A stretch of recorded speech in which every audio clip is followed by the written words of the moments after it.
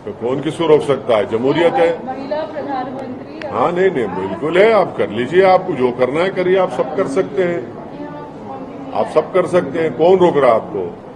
आप कैसे देखते हैं? अरे आप मेरे को मेरा चेहरा अच्छा नहीं दिख रहा आपको? है मेरे में क्या खराबी है? नहीं नहीं, वैसा नहीं बोल रहा हूँ। आप चेहरे की बात करें तो मेरे को भी तो ऊपर वाले ने आपके साथ चेहरा ऊपर वाले ने बना, मुझे भी तो ऊपर वाले चेहरा बनाया।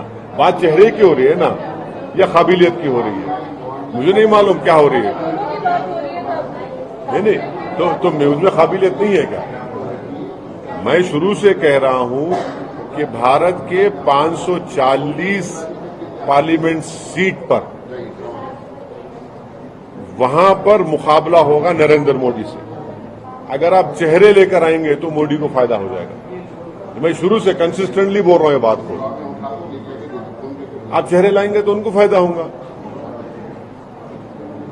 अच्छा, अब चेहरे की आप बात कर रहे हैं, हमारा सीएम काबिल नहीं है क्या? केसीआर भी काबिल है भाई। इतना आप पर सबसे highest per capita income Telangana में है। अब हम हमारा सीएम को तकलीफ होंगी ये देख के क्या है भाई?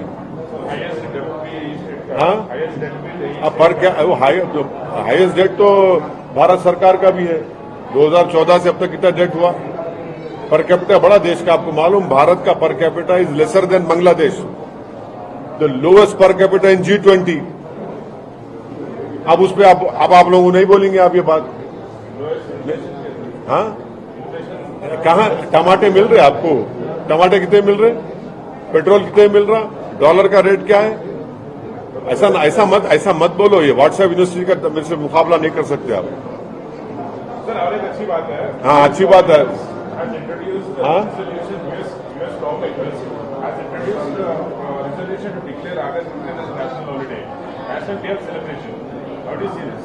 अच्छा है ना, क्या बात है? अच्छी चीज है, अच्छा है।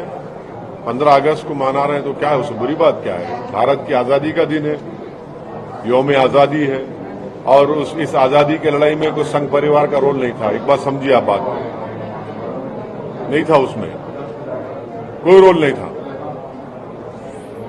वो लाख बोल ले, कोई रोल नहीं था उनका।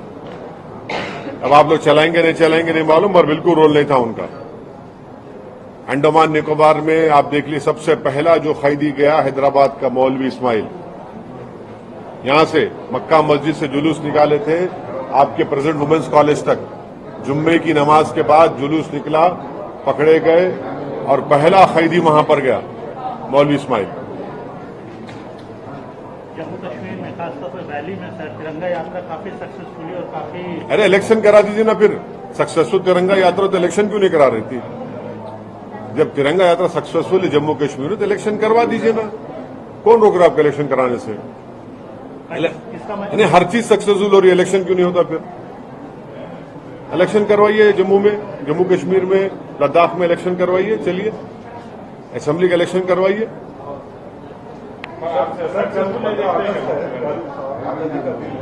क्या मैसेज देना चाहेंगे सर की आजादी के मौके पर?